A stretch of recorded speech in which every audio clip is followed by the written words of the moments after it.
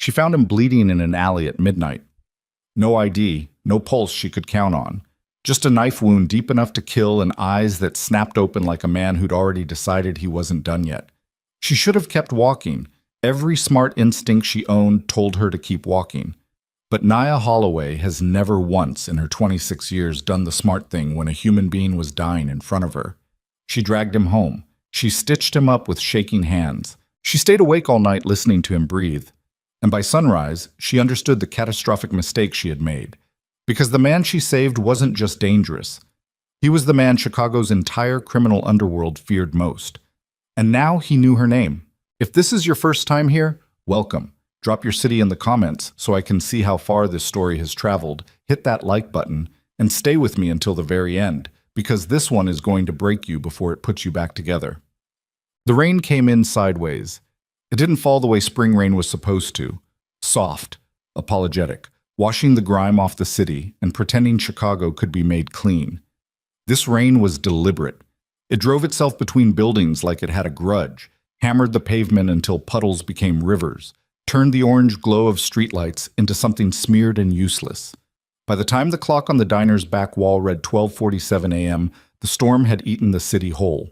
Nia Holloway stood under the diner's narrow awning and stared out at it. Her feet hurt. That wasn't news. Her feet always hurt after a double shift, the particular deep ache that started in her heels and climbed the backs of her calves until her entire lower body felt like something wrung out and left to dry. She was wearing the wrong shoes for rain. She was wearing the wrong everything for rain. Her jacket was a light canvas thing she'd owned since community college, dark green. The left pocket held shut with a safety pin because the zipper had broken 18 months ago, and she hadn't replaced it because 18 months ago, Marcus had started needing the medication, and the medication cost what it cost, and the jacket still kept her warm enough so she pinned the pocket shut and she kept going. That was what Nia did. She kept going. She had $43 in her wallet. That was it until Friday's paycheck, which was already partially claimed by the electric bill, which was 2 weeks late, which meant the landlord's voicemail was also waiting for her.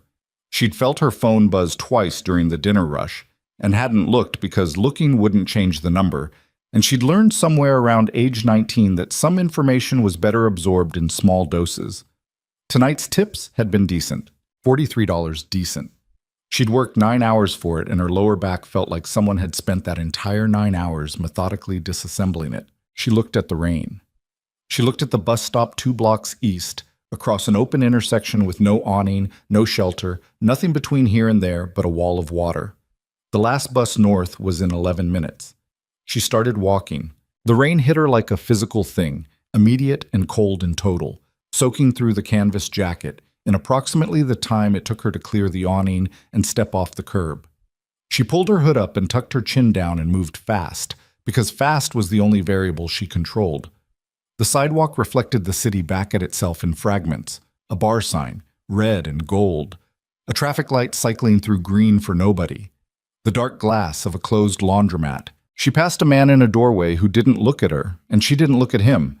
The mutual agreement of people navigating the same city at the same hour for their own separate terrible reasons. She missed the bus by 4 minutes. She stood at the stop and watched its taillights disappear and felt the specific exhausted fury of someone who was not surprised. This was not a new experience. This was, in fact, a Tuesday. She checked her phone. Marcus had texted it at 11, asking if she was almost home, and she'd replied working late, don't wait up, and he'd sent back a thumbs up, which was his way of saying, okay, while also meaning, I waited up anyway. I'm just not going to tell you that, because Marcus was 19 and stubborn and had her exact same inability to simply let things be. The next bus north was 40 minutes away. She could call a car. She looked at her wallet again, mentally. $43. The electric bill. The 2 weeks of late rent that had compressed her landlord's patience down to something thin and fragile. She thought about Marcus's medication, which ran out in 10 days, and the prescription copay, which had gone up at the last refill, and the conversation with the clinic coordinator that she'd been putting off having because the answer to that conversation was almost certainly going to make her cry in public. She put her phone away. She would walk. It wasn't that far. 40 minutes by bus on a straight shot north, but she could cut west through the industrial blocks, the manufacturing district that went mostly dead after 5 p.m. Quiet streets without foot traffic, but also without other people's eyes on her, and come out on her block from the west side in maybe 35 minutes if she moved fast. She'd walked it before. She pulled her hood tighter and she walked. The manufacturing district was exactly as abandoned as she expected. These were the streets Chicago used for other things: logistics, machinery, the structural business of a city. And at 1 in the morning, they were given back to the dark. Loading docks sat empty. Chain-link fences lined the blocks. Behind them, the shapes of equipment too large to move inside. Somewhere, a loose piece of sheet metal rattled against something in the wind. The rain hadn't lightened. Her shoes were soaked through. Her socks made a sound she refused to think about. She was 3 blocks in when she saw him. Her first reading was wrong. She saw a shape near a loading dock, a dark mass against the dock's corrugated wall. And her brain said someone sleeping, the category of person who existed in cities and didn't require her to do anything except not disturb them. She kept walking. She was 10 steps past when something in her peripheral vision snagged. The shape was wrong for sleeping. The angle was wrong. People who chose to sleep in doorways folded themselves deliberately. The body accommodates itself to hardship with a kind of practiced geometry. This shape wasn't folded. This shape had simply fallen. She stopped. She stood in the rain and looked at the shape and told herself to keep walking. She had $43 and a sick brother and a landlord with a thin patience and a bus she'd already missed and shoes that were actively destroying her socks. She told herself she was tired. She told herself it probably wasn't what it looked like. She told herself there were services for this, systems, people whose actual job was... She was already turning around. She crossed the 10 steps back and crouched at the edge of the light spill from a distant security lamp and looked at the man on the ground. He was Korean, probably mid-30s, in dark clothing that had turned darker with rain and something else. The something else was what stopped her breathing for a second. The left side of his jacket, below the ribcage, was wet in a way that had nothing to do with rain. The color was wrong. Even in the bad light, the color was wrong. She put her hand on his shoulder. "Hey." Her voice came out steady, which surprised her. "Hey, can you hear me?" Nothing. She pushed his shoulder, not gently. "Sir, I need you to..." His eyes opened.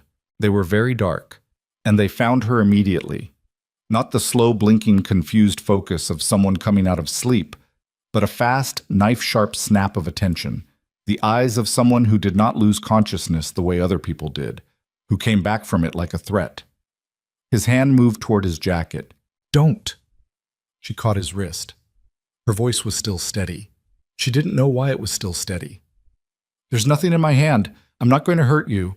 She held up her other hand, palm out. "You're bleeding. A lot. I need to see the wound." He looked at her. Whatever he was calculating behind those eyes, she couldn't read it. She had treated enough people to know the difference between a man who was confused and a man who was present. And this man was present. Despite the blood and the fever, she could feel radiating through his jacket sleeve. "Let me see," she said again. He didn't stop her when she pulled the jacket back. The wound was a knife cut, deep and ragged, placed in a way that was not an accident and not a robbery. This was not a mugging that went wrong. Muggings went for the wallet, for the phone, for the jewelry. This wound was placed with intent below the lower ribs on the left side, angled in. Someone who knew what they were doing and had wanted to do something specific with it. "How long ago?" she asked. He didn't answer. His jaw was tight. She could see the muscles working. "I'm not asking for a story," she said. "I'm asking medically. How long have you been on this ground?" 2 hours. His voice was rough, accented lightly. "Maybe more. 2 hours." She pressed her hand over the wound and felt the warmth of it even through his shirt. His skin was too hot. The fever had been building. She looked at the street around them, still empty, still drummed by rain. Then she looked back at him and made the decision she would spend the next several weeks questioning in the dark hours before sleep. "Can you walk?" He looked at her like she'd asked something offensive. "Yes." "Okay." She stood up. "My apartment is 6 blocks from here. I'm going to help you get there, and I'm going to look at that wound properly. That's all this is." She paused. "If you have someone to call them now, and I'll wait with you until they get here. That's also an option." He looked at the street. Something moved across his face, something tightening, some calculation completing itself. Then he looked back at her. "No one to call," he said. She didn't believe that, but she didn't say so. She reached down and put her shoulder under his arm, and they stood up together, and he was heavier than she'd expected, and he made no sound at all when they straightened, which meant either he had an extraordinary tolerance for pain or he had a very specific practice of not showing it, and she suspected both. They walked 6 blocks in the rain. She talked because she found that filling the air helped when someone was struggling through pain. Nothing consequential, just sound and motion, something for the body to orient itself around. She told him about the diner. She told him the street names as they passed them. She told him the rain was supposed to break before morning. He said nothing. He kept his weight on his own legs as much as he could, leaning on her just enough to manage, and she noticed that he kept his head moving even in his condition, scanning the street, noting the cars, the sight lines, the dark spaces between buildings. She noticed it, and she filed it away, and she kept walking. Her building was a narrow 4-story above a laundromat on the north edge of the manufacturing district. The laundromat's front windows glowed faintly, even at this hour, the dryers someone had left running still tumbling in their drums. She got him up the exterior stairs. The building's staircase was on the outside, a Chicago architectural tic she'd always found impractical and now found catastrophic. 12 steps up the side of the building in full rain. And he kept his feet through all of it, which told her something. Inside, she sat him in the kitchen chair closest to the window, because the kitchen light was the strongest in the apartment, and because she needed to see what she was working with. She saw. It was worse than the street had led her believe. The cut was deep, 4 inches at least, not clean. A knife that had been twisted or dragged, leaving an ugly margin to the wound. It had been bleeding for 2 hours without pressure on it. The surrounding tissue was already showing the early inflammation of the body's alarm systems activating. He needed proper care, a sterile environment, an emergency room. She thought about emergency rooms. She thought about waiting rooms, intake questions, the automatic logging that happened when a man came in with a wound like this at 1 a.m. She thought about the way he had looked at the street. She thought about the deliberate placement of the knife. She had taken 2 semesters of nursing school before the money ran out, and Marcus had gotten sick. She had spent 3 years caring for her mother before her mother died. She was not a medical professional. She knew what she knew, and she knew its limits, and she also knew, right now, that what she knew might be enough. "I can close this," she said. "I have what I need. But it's going to hurt, and there's a real infection risk, and in 3 or 4 days, if there's fever or the wound looks wrong, you need to go to a hospital regardless of whatever reason you have for not wanting to go." She looked at him directly. "Are we clear?" He met her eyes. "Clear." "What's your name?" A pause. A brief but very complete pause that she noticed. "June," he said. "Park June." She went to the bathroom cabinet. What she had: antiseptic solution, a packet of butterfly closures, a sewing kit she'd had since her mother bought it, a needle she could sterilize, thread, gauze, medical tape, 2 kinds of pain reliever. Not what she needed. Enough to work with. She boiled water on the stove. She laid things out on the kitchen counter in a row. She washed her hands twice. He watched all of it without speaking, sitting in the chair with his jacket off, the wound visible now in the kitchen light, ugly and complicated and real. His shirt was soaked through. She cut it off him at the seam rather than make him lift his arm, and he didn't object. The body under the ruined shirt was a document. She was a professional enough at ignoring things that weren't her business to ignore most of it. The lean muscle, the physical evidence of a life that required that kind of conditioning. But not all of it was ignorable. There were other scars, 3 of them, a long one across the shoulder that had healed clean, a round one below the collarbone that had healed less clean, one at the side of his neck, thin and deliberate, that she looked at for a moment too long before she looked away. She'd treated 1 gunshot wound in her life on her cousin Darnell, 17 and careless, who had survived it and gone on to be careless in other ways. This man's scars were older and more numerous than that, which told her something about the world that had made them. She cleaned the wound without saying anything about any of it. He made one sound, a single, brief, controlled exhale when the antiseptic hit the deepest part of the cut. After that, nothing. She worked for 40 minutes, closing the wound in layers the way she'd been taught, working carefully, working slower than she wanted to because slow was right, and fast was where mistakes happened. When she was finished, she taped the gauze over it and straightened her back, and her hands were trembling slightly, which she hadn't noticed until now. Okay, she said. Okay, he said back, looking at the wall. She made him take ibuprofen and acetaminophen both in the correct doses, staggered. She brought him water and watched him drink it. Then she brought a glass of it for herself and sat in the other kitchen chair and said nothing for a while. The rain was still going outside. It beat against the kitchen window. The laundromat dryers rotated below them. The apartment was warm in that narrow, specific way of small spaces with one radiator, the kind of warmth that was more about the absence of cold than any actual comfort. She realized she hadn't eaten since 4 o'clock. "There's instant noodles," she said. "It's that or nothing." He looked at her, that look again, the one she couldn't read. Something in it that she didn't have a name for. "Noodles is fine," he said. She made them. She made 2 cups, the cheap kind, the ones in styrofoam that came in a 12-pack and lived in the back of the cabinet for precisely the situations where real food wasn't a viable option. She set one in front of him and took the other, and they sat across the small kitchen table and ate noodles at 2 in the morning while the rain hammered the window, and she did not ask him why someone had tried to kill him, and he did not offer. She gave him the couch with her good blanket, the green one Marcus had given her for Christmas 2 years ago, purchased with the careful pride of someone buying a gift with their own money for the first time. She gave him the extra pillow. She told him to come wake her if the pain got bad, or if anything felt wrong. She went to bed.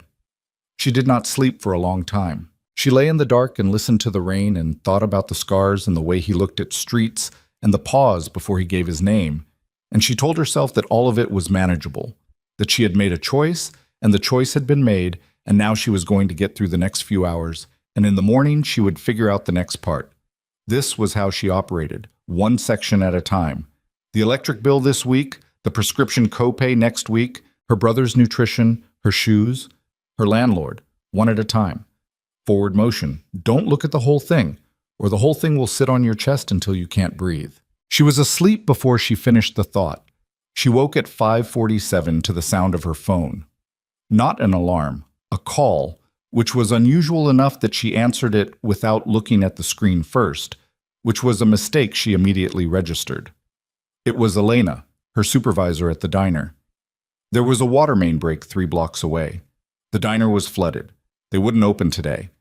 Elena was sorry. She knew the timing was bad. She'd call when she had more information. Nia lay in the dark and processed this.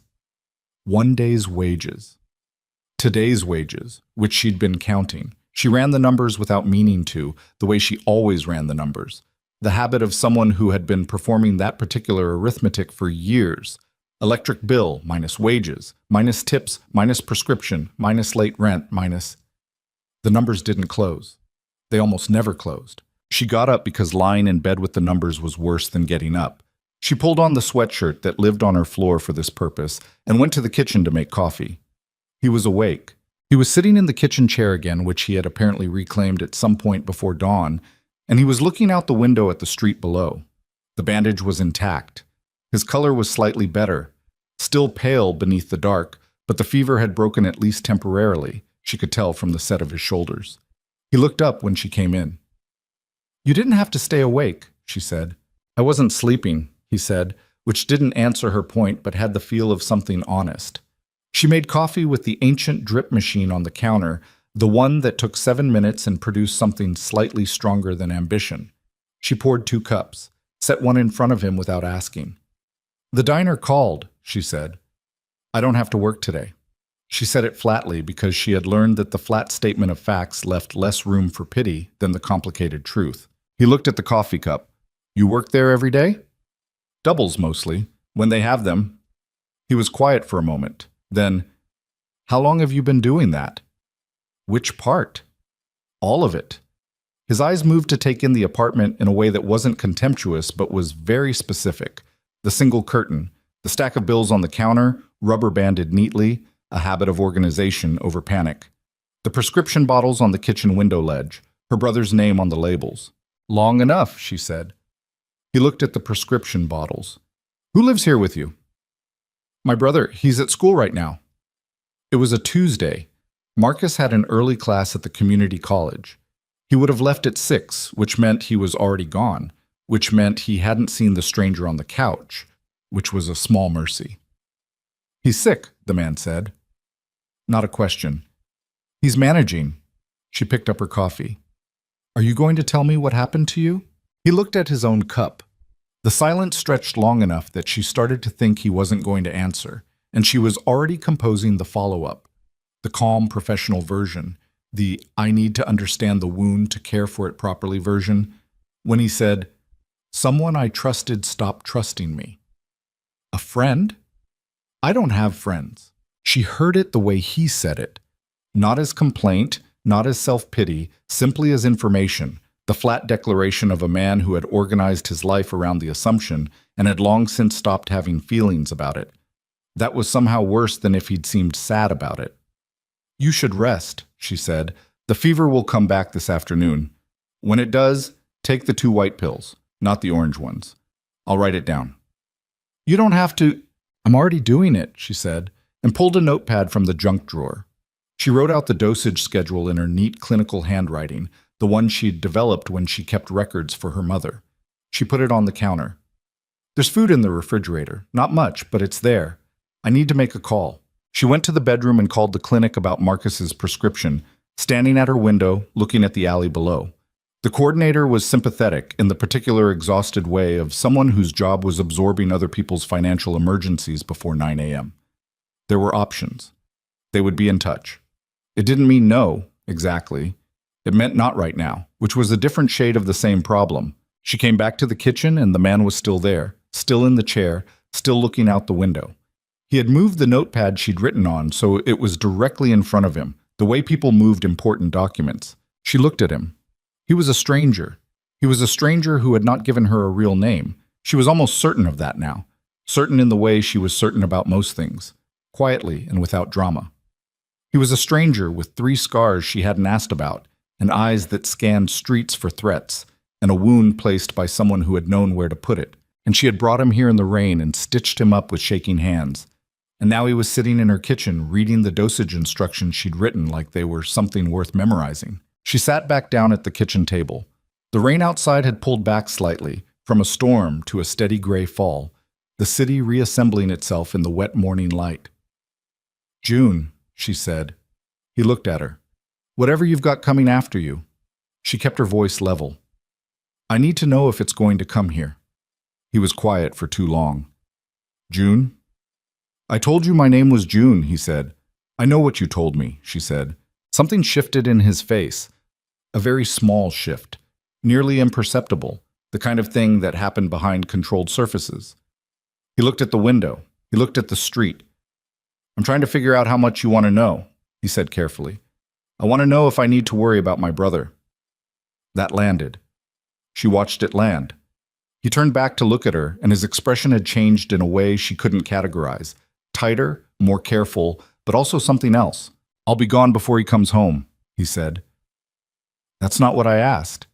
He looked at her for a long moment. No, he said. I don't think so. They don't know where I am. They don't know about this place. A pause. Yet. The word yet sat between them on the table like something she was expected to handle. She was thinking about how to respond to yet when her phone buzzed on the counter. She looked at it out of habit. It was a text from an unknown number, which she ignored, which she did with most unknown numbers. But then the phone buzzed again. And again.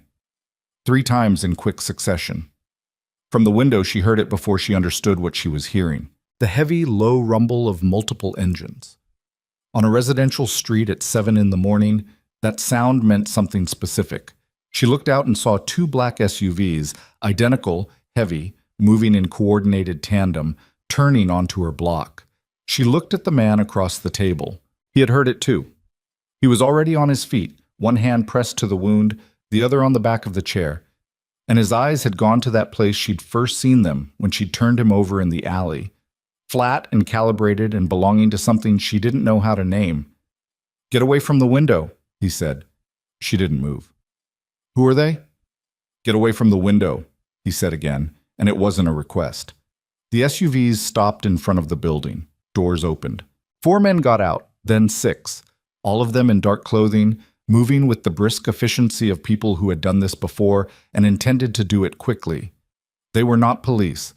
The way they fanned out across the sidewalk, the positions they took, the way they moved, this was not law enforcement. Tell me who they are, she said. Her voice came out steady again. She had no idea why it kept doing that.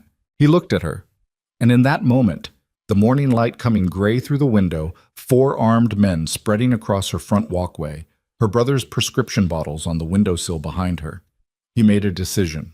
She could see it happen. The calculation completing. The arrival at something he'd apparently been approaching for the last 5 hours. My name is not June, he said. She already knew that. I know, she said. He held her gaze. Something in the controlled surface shifted again, briefly and completely. My name is Kang Min Jae.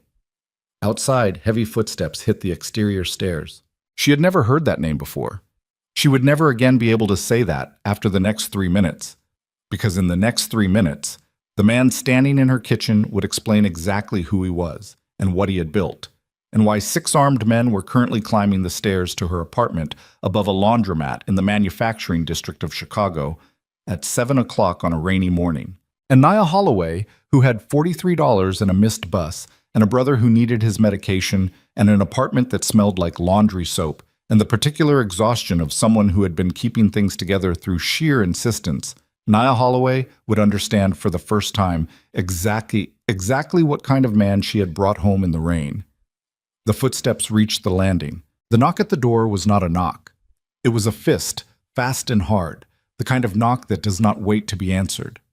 Min Jae's eyes found hers across the kitchen table, and she read in them something she hadn't expected to find in a man like him, whatever a man like him was. Something that looked almost like apology. The knock came again. 3 hits, hard and flat, the kind that left marks on wood. Min Jae didn't move toward the door. He moved toward Nia, which was not what she expected, and he put himself between her and the entrance in a way that was not protective so much as strategic. The positioning of a man who understood angles and lines of sight and the arithmetic of violence before it happened. Don't say anything, he said quietly. Let me. This is my apartment, she said. I know that. Then don't tell me what to do in it. He looked at her. A flash of something. Not anger, not quite. And then he turned toward the door. She watched him walk to it. The wound was pulling at him. She could see it in the half-inch of compensation he built into each stride. The slight forward lean, the way his left arm stayed lower than his right. He moved like a man performing the absence of pain rather than actually being without it. And she recognized the technique because she had done it herself, in different contexts, for different reasons. He opened the door. The man on the landing was built like a load-bearing wall, wide through the shoulders, short neck, a face that had absorbed a significant amount of its history through the cheekbones. He was wearing a dark jacket, an earpiece, and an expression that collapsed from operational hardness into something complicated the moment he saw Min Jae standing in the doorway. Behind him, 3 more men on the stairs. Below them, 2 more on the walkway. All of them freezing in sequence, the information passing backward through the group like current through a wire. Boss. The big man's voice came out rough. One word, stripped to the bone. Seok. Min Jae said it the way you say the name of someone you are angry at but relieved to see. The 2 things competing and neither one winning. You're early. We've been looking for you since midnight. Seok's eyes moved past Min Jae into the apartment, found Nia in the kitchen doorway, stayed there for 3 seconds in the specific assessing way of a man cataloging a variable he doesn't have a file for. Who is she? Not your business. Boss? Not your business. Min Jae stepped back from the doorway. Come in. The street is visible from 3 angles and you drove 2 black SUVs into a residential block at 7 in the morning, which means every insomniac on this street is already at their window. Seok came in. The one directly behind him came in. Min Jae held up a hand and the rest stayed on the stairs, which they did, which told Nia something about what kind of authority the hand carried. She stood in the kitchen doorway and watched 2 large men in dark jackets enter her apartment, and her apartment was very small, and the presence of them filled it immediately, changed the air pressure and the temperature both. Seok looked at Min Jae's torso, looked at the bandaging visible above the waistband of his pants, looked at the neat taping job, the clean gauze. His jaw worked. Who did this? Seok said. I did, Nia said. Both men looked at her. She kept her arms at her sides and her chin level. She was in a sweatshirt and yesterday's jeans, and her feet were bare on the linoleum, and there were two armed men in her kitchen, and she was going to be very clear about what had happened in her own apartment. He was bleeding in the manufacturing district. I found him and brought him here. She said it factually. The wound is closed. There's infection risk in the next 48 hours that needs monitoring. He needs to stay off his feet today, if possible. Seok stared at her. The stare had a quality to it. Not threatening exactly, but the look of a man running a rapid audit of someone he had no category for. He turned back to Minjae. Yes, Minjae said. She found you and, yes. And she didn't, no. A pause. She made noodles. The second man, younger, sharper-faced, with the specific nervous energy of someone who'd been awake for more than 24 hours, made a sound that was almost a laugh and cut it off fast when Seok looked at him. Seok turned to Nia. When he spoke again, his voice had shifted, the hard operational surface replaced by something she couldn't immediately name. Thank you, he said, like the words were being delivered from somewhere deep and meant every bit of the distance they'd traveled. She nodded once. You need to take him somewhere he can actually recover, somewhere with proper medical access. We have a doctor. Use the doctor. The stitching will hold for now, but the wound needs to be looked at by someone with a real setup within the next 12 hours. She picked up the notepad from the counter, the one with the dosage schedule. She held it out to Seok. This is what he's taken and when. Tell the doctor. Seok took it. He looked at it. He looked at her. How do you know this? He said. I used to study nursing, she said. Now I wait tables. Can we move this along? My brother comes home in 3 hours. Minjae was watching her from across the room. She could feel it without looking at him. The specific weight of someone's attention when they're trying to understand something they haven't been able to categorize. We need to go, Seok said to Minjae. Rinaldi's people were seen in the district this morning. If they're running a search grid, I know. Minjae pulled his jacket from the chair back, moving carefully, the left arm still protective. He started to put it on and stopped, the angle of the wound preventing it, and he stood there for a half second, the first moment of something that looked like ordinary human frustration crossing his face, unguarded, before Nia crossed the kitchen and took the jacket from him. Other arm first, she said. He looked at her. I'm not doing this for you, she said. I'm doing it because if you pull that bandage loose, I'll have wasted 2 hours of my night. She helped him into the jacket. It took 11 seconds. She stepped back. He was looking at her with the expression she'd first seen in the alley, the knife-sharp focus that was also somehow, underneath, the look of a person who was surprised to still be alive and wasn't sure what to do with that. You're not going to ask, he said. Ask what? Who I am, what I do. He paused. What any of this is. I know what you are, she said. It came out quieter than she intended. His face didn't change. And? She picked up her coffee cup from the table. It had gone cold. And I have an electric bill, she said. Get out of my apartment, Mr. Kang, and take your men with you. She went to the sink and turned on the tap and listened to them leave. The apartment was empty in approximately 90 seconds. Footsteps down the exterior stairs, the heavy rumble of the SUV engines, the sound retreating north. She stood at the sink until the sound was gone, and then she turned off the tap and stood there in the quiet and let herself feel, for exactly 30 seconds, the particular trembling aftermath of sustained, controlled composure. Then she washed her coffee cup. Then she got dressed. Then she called the electric company. Oh, he came back 4 days later.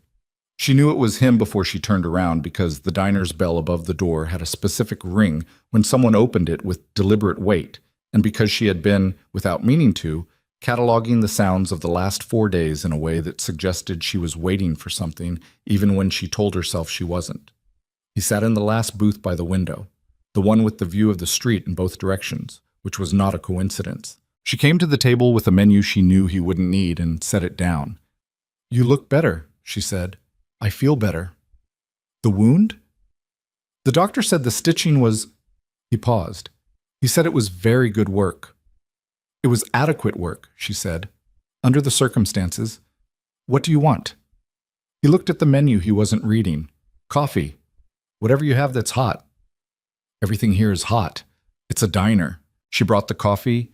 She had 3 other tables, and Elena was watching from the counter with the specific quality of attention that meant she was filing information for future reference, and Nia ignored her the way she ignored most things she couldn't do anything about. She came back to refill his cup 20 minutes later, and he was still there, still in the booth, looking out the window at the street the same way he'd looked at her kitchen window 4 days ago. "You don't have to sit here," she said. "I know. So why are you?" He looked up at her. "I wanted to see that you were all right." "I'm fine. I'm at work. I'm clearly fine." "You were alone in that apartment," he said, "with the knowledge of who I am, and my people left you there." He said it in a tone that was not apologizing exactly, but was inhabiting the space where an apology might live. "I wanted to know if that had consequences for you." She set the coffee pot on the edge of the table. "The consequences for me are that I missed a day's wages when the diner flooded and my electric bill is late. Neither of those things has anything to do with you." "The electric bill? Don't." He closed his mouth. "I mean it," she said. "Whatever you're about to offer, don't." He looked at her for a moment. Then he looked out the window. He drank his coffee. He left a $50 bill on the table, which was approximately $46 over the price of 2 cups, and he was gone by the time she came back to clear. She stood at the table holding the 50 and felt the specific, unpleasant compound emotion of someone who needed money and didn't want this money and knew exactly why she didn't want it and was going to take it anyway because her electric bill was late and she was 26 years old and tired. She took it. She thought about it for 3 days. The refrigerator broke on a Wednesday. It had been threatening to break for 6 months. A grinding in the compressor, a tendency to run warm on the bottom shelf, a sound late at night like something laboring against its own purpose. She'd been managing it by keeping things arranged carefully, dairy on top, everything that could stand temperature variation on the bottom, mentally noting the gradual decline, the way you mentally note a lot of things when you're waiting to have enough money to deal with them. Wednesday morning, it stopped. Fully, completely, with a mechanical finality that allowed no ambiguity. She stood in front of it with the door open and looked at the contents. Marcus's leftover rice, a half-gallon of milk, the eggs she'd bought on Monday. And she did the math. A repair call. A new refrigerator. Both numbers landed in roughly the same place relative to her bank account, which was a bad place, and she closed the refrigerator door and went to work. She came home Thursday evening to a new refrigerator. It was a good one, not extravagant but solid. Stainless steel front, correct dimensions for the kitchen space, clearly chosen by someone who had measured the alcove rather than guessing. It was plugged in and running, and the temperature was already correct. There was no note. There was no delivery receipt visible. There was simply a refrigerator where there hadn't been one this morning. Marcus was standing in the kitchen looking at it when she came in. "Did you order this?" "No," she said. Then, "I know," she said. She stood there for a moment.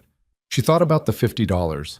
She thought about the booth by the window, the man who kept his eyes on the street, the particular quality of the apology that wasn't an apology. She picked up her phone and called the number he'd called her from when he'd returned the notepad via SIOC the day after he left. A brief, business-like exchange she'd answered expecting anyone else, and his voice had come through, low and controlled, saying the doctor confirmed your stitching held. And she'd said good and hung up before the silence could become something. She called that number now. He answered on the second ring. "The refrigerator," she said.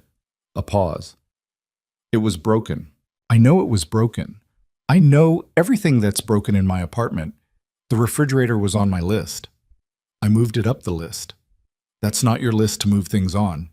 She was standing in the kitchen, keeping her voice even, aware of Marcus in the next room doing homework, aware of the particular way this conversation needed to not become something he overheard. "I don't want your money. I don't want your things. I helped you because you needed help. That was it. There's no debt here." "I disagree." "I'm not asking for your opinion on—" "I disagree," he said again, not over her, just steady, like someone who was going to stay on a position. "You spent a night keeping me alive. You used your supplies. You lost sleep. You took a risk you didn't have to take. If you tell me that requires nothing in return, you're lying, and I don't think you lie." The last part landed in a way she hadn't expected. "I don't want a refrigerator," she said quieter. "What do you want?" She didn't answer immediately, The question was too large and too real, and he'd asked it without apparent strategy, without the cushioning of social inference, just directly, the way he seemed to do most things. "My brother needs his medication," she said finally. "The clinic said the copay went up. I've been figuring it out." She stopped. She hadn't meant to say that. "Forget I said that. Nia, forget it." "The prescription," I said forget it. She was angry now, the real kind, the kind that came from the specific dignity of someone who had been managing alone for a long time and did not want that management witnessed. "I've been handling this for years. I don't need you to—" "I know you don't need me to," he said. "That's not the same as whether I'm going to." She stood in the kitchen with her jaw tight and her hand clenched around the phone and the new refrigerator humming steadily in the corner, and she didn't have an answer for that. And he seemed to understand she didn't have an answer, and he let the silence sit without filling it, which was a thing she hadn't expected from a man like him. "Come to dinner," he said. "Not as repayment, not as anything with conditions on it. Just dinner. You can tell me everything that's wrong with this idea, and I'll listen." She said no. She went to dinner 12 days later. The restaurant was not what she'd expected, which was probably the point. Not the private room, the suited waiters, the theater of power. It was a Korean place in Pilsen, small and warm, with plastic-covered menus and a specific, honest smell, fermented and roasted and real. He was already there when she arrived, at a corner table, in dark clothing that was not a suit, and he stood when she came in, which was a thing men did less often than they should, and which she noticed without wanting to. They ordered. He didn't perform the ordering, didn't instruct her, just asked what she liked and listened when she answered. The conversation started practical and stiff. She asked about the wound because it was the most legitimate topic. He answered with the minimal information that characterized all his speech. She ate the panchan and let the silence breathe until it became less loaded. And then, somewhere around the second bowl of rice, something shifted. He asked about her mother. She didn't know why she answered. She told him about the 3 years of caring for her, the way her mother had refused to go into any kind of facility, the way Naya had organized her entire 22nd and 23rd years around medication schedules and appointment transportation, and the particular emotional labor of watching someone who raised you become someone who needs to be raised. She told him about Marcus during that time, 17 and frightened and performing competence in the way of teenage boys who don't know what else to do with fear. She told him about the night her mother died, which she had not told anyone in full, because the full version required a kind of emotional exposure she generally wasn't willing to offer. She told him. He listened without the performance of listening.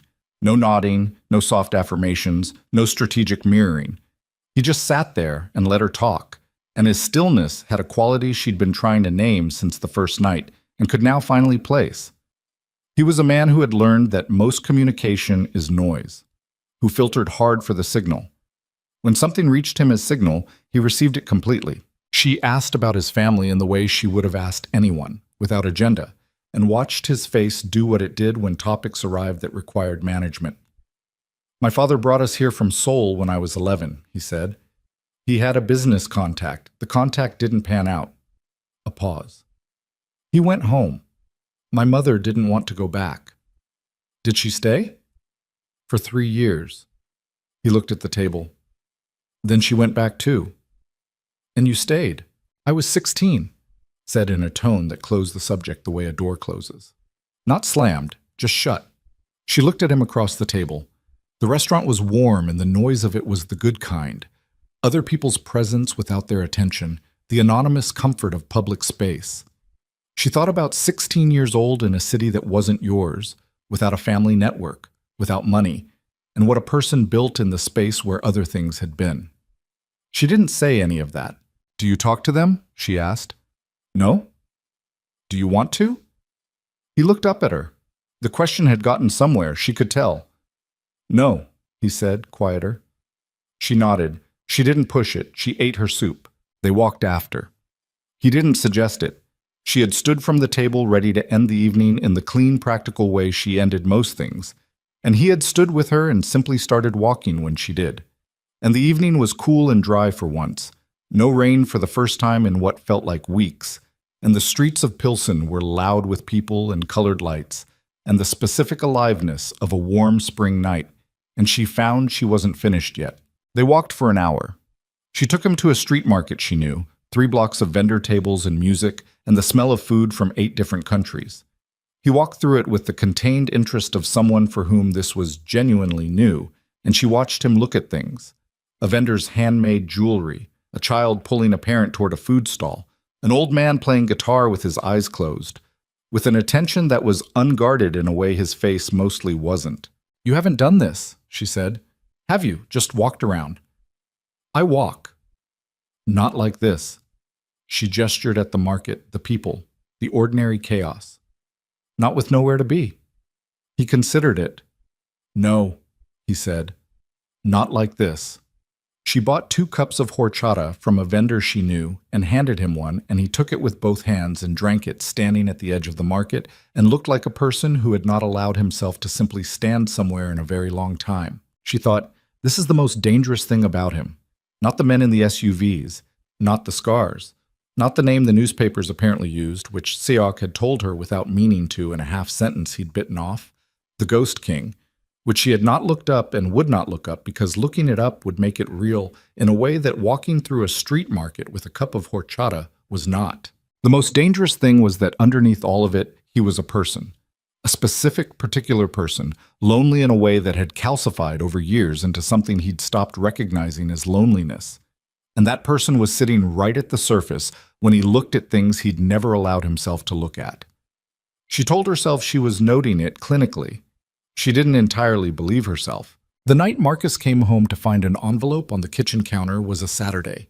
He brought it to her in the living room, holding it by the corner with the instinct of someone who had grown up watching his sister manage mail with the careful grimness of someone defusing small bombs. "This was under the door," he said. She opened it. Inside was a printed confirmation from the clinic. Marcus's prescription copay had been covered for the next 12 months through an anonymous patient assistance fund. No name, no contact information, just the confirmation and a clinic reference number. Marcus was watching her face. "Nia." "It's fine," she said. "Who did this?" "It's handled." "Nia." His voice had that quality he'd inherited from her. The flat insistence that things be named accurately. "Who?" She folded the paper. She thought about the refrigerator, the diner rent that Elena had mentioned, slightly awkward, 3 weeks ago. The owner said something about the arrears being cleared. "I don't know what happened. I just thought you should know." She thought about the booth by the window, the man watching the street, the horchata. "Someone I helped," she said. "Someone who thinks they owe me." Marcus looked at her for a long time. He was 19 and he had their mother's eyes, and he had spent the last 3 years watching his sister carry everything without being offered any of it. And he was old enough now to understand that some of the weights people carried were more complicated than financial. "Is it safe?" he said. She looked at the paper in her hands. The honest answer was building itself in the back of her mind, piece by piece, assembled from black SUVs and scarred ribs, and the word, "yet sitting on a kitchen table," and a man who scanned streets the way other men breathed. She opened her mouth to say something reassuring. Her phone rang. Unknown number. She answered it anyway, because she always answered unknown numbers. Because unknown numbers had always been the vehicle for the information she least wanted and most needed. It was not Min Jae's voice. It was a man she didn't know, speaking in a flat and careful tone, with an accent that placed him somewhere Mediterranean, and what he said was short and specific and landed in her chest like something physical. "Tell Kang Min Jae that we have his weakness now. Tell him we know about the girl." The line went dead. Marcus was still watching her. She was holding the phone. The prescription confirmation was still in her other hand, the paper soft from where she'd folded and refolded it. She thought, there it is. She thought, I should have kept walking. She thought, underneath both of those things and more honest than either, I would do it again. She put the phone face down on the table. She looked at her brother. She said, with everything she had in the direction of calm, "Pack a bag, Marcus. You're going to Aunt Denise's for a few days." "What? Why now," she said. "Please."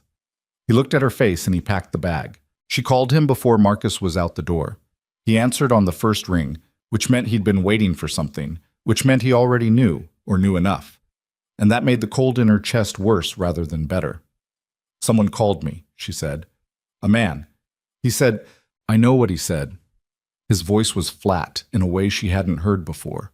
Not the controlled quiet of their dinners or the careful management of the kitchen table.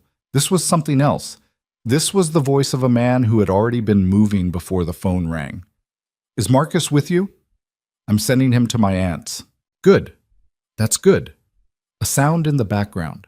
Doors, voices, the particular compressed efficiency of a group of people activating around a decision. Don't go to the diner tomorrow. Don't go anywhere you go regularly. Are you going to tell me what's happening? When I'm in front of you. A pause. I'm coming to you. You don't, Nia, just her name, said in the way that closed the argument before it started. I'm coming.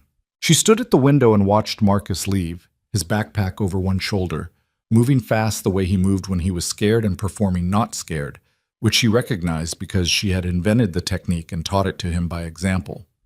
She watched him until he turned the corner. Then she went and checked the locks on the door and the window in the kitchen and sat on the couch in the dark with her phone in her hand and waited. Min-jae arrived in 40 minutes with Seok and one other man she didn't know. The other man stayed at the base of the stairs. Seok took the landing. Min-jae came inside alone, which she appreciated because the apartment could only hold so many people before it became something other than hers. He looked at her first. A quick, complete assessment.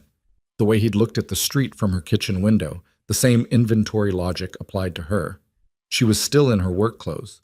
She hadn't eaten since 3. She was holding the phone in both hands without realizing it. You're okay, he said. I'm fine. She set the phone down. Tell me. He sat in the kitchen chair. She stayed standing, which was a choice she made without fully deciding it.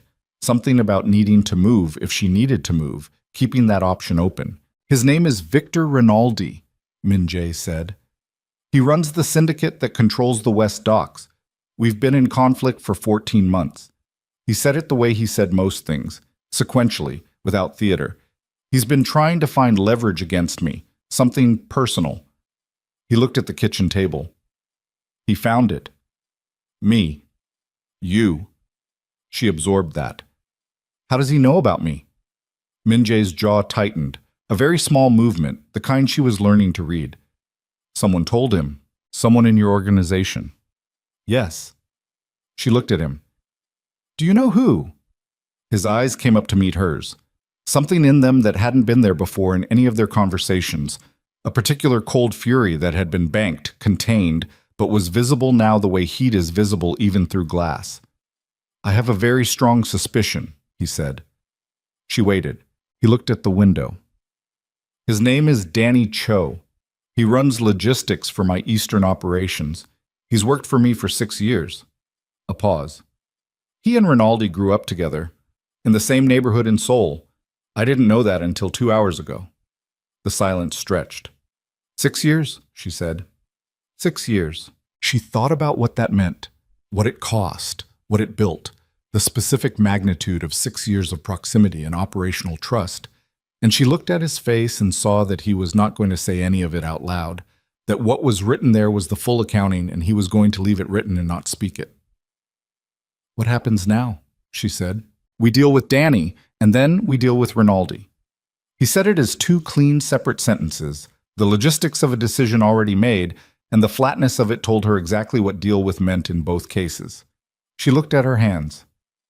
And me. You stay somewhere safe until it's resolved. I have a job. Nia. I have rent. I have... She stopped herself, pressed her hands flat on the counter. How long does resolved take? I don't know. Give me a number. I can't. She turned around and faced him. Then give me the truth instead of a plan, because the plan sounds like I disappear into a room somewhere, and you go handle this the way you handle things, and I sit there and wait and have no control over a single thing that happens to my own life. He held her gaze. That's not what I... That's exactly what you mean. You mean well. I can see that you mean well. But you're describing something you've decided, and I'm the object of it. She kept her voice level. I'm not an object. I know that. Then talk to me like it. The kitchen was very quiet. Below them, the laundromat had closed for the night. The street sounds came up filtered, distant, just the ambient pulse of the city doing its ordinary business outside the perimeter of this one complicated room. He looked at her for a long moment. "Rinaldi will use you," he said. "If he can get to you, he'll use you against me. That is the most direct statement I can make about your situation. No softening, no management. Which means your safety is my problem in a way I can't separate from everything else. And I understand if that—" He stopped, looked at the table. "I understand if that's not something you want." She had been ready for the practical explanation. She hadn't been ready for the end of it. She looked at him sitting in her kitchen chair. The Ghost King, the most feared man in Chicago's underworld, whatever the newspapers said about him, whatever the black SUVs meant, whatever the scars recorded. And she saw the thing she'd seen in flashes and looked away from. That all of it was armor over something that had been damaged a long time ago and never correctly repaired. And that he was sitting in her kitchen at 11 p.m., telling her the truth because she had asked for it, and he had decided she was someone who got the truth. "Where will you be?" she said. "Finding Danny." "Tonight?" "Yes." She turned back to the counter. She opened the cabinet, took out 2 glasses, filled them with water from the tap, put one in front of him. He looked at it with the expression of someone being handed something ordinary in a context where ordinary had become a foreign language. "Drink that," she said. "You look like you haven't had water since this morning." He drank it. She thought about her options, which were limited in the specific way of someone who had been inserted into a situation through no fault of their own, and now had to navigate it from the inside. She couldn't undo it. She couldn't make herself unknown to Rinaldi. She couldn't recover the moment on the industrial street in the rain and choose to walk past. It had happened. It was done. The only variable left was what happened next. "Go find Danny," she said. "And when it's done, come back and tell me what I need to know. All of it." She looked at him directly. "Deal with it, but come back." Something moved across his face. A very specific thing, brief and unguarded. "All right," he said. He left. Seok left. The street went quiet. She didn't sleep. The call came at 4:17 in the morning, and it was Seok, not Min Jae, which told her before Seok said a word that something had gone wrong. "He's all right," Seok said immediately, which meant he'd anticipated what her first question would be. "He's not hurt." "Then what?" Seok was quiet for a second too long. "Danny wasn't where we thought he was. We found his apartment empty, wiped." A pause. "We found something else." "What?" Another pause, the kind that held something complicated. "He wasn't working alone. Inside. There were 2 of them feeding information to Rinaldi." She waited. "The other one is our security coordinator," Seok said. "The man who manages where our people are, who knows the locations of—" He stopped. "The man who would know where Min Jae was that night," she said quietly, "when he was stabbed." Silence. "Yes," Seok said. She sat down on the couch slowly, the phone against her ear, and looked at the dark window. "Where is Min Jae now?" Seok's voice had something underneath it she'd never heard there before. "He found out about the second man an hour ago. He's—" A breath. "He's not in a good place. He won't talk to anyone. He went to the secondary location, and he locked the room, and he's been in there for an hour." "Which secondary location?" "We have a Seok." Her voice was steady. "Which location?" He gave her the address. The building was in Bridgeport, an industrial conversion that looked like nothing from the outside and was obviously something from the specific quality of its security, the cameras she could identify, and the ones she suspected she couldn't, the single light in a third-floor window. The man at the entrance was not Seok. He was younger, uncertain, and when she said her name, he made a call on a radio and looked at her with the particular expression of someone waiting for a permission structure to tell him what to do. She waited.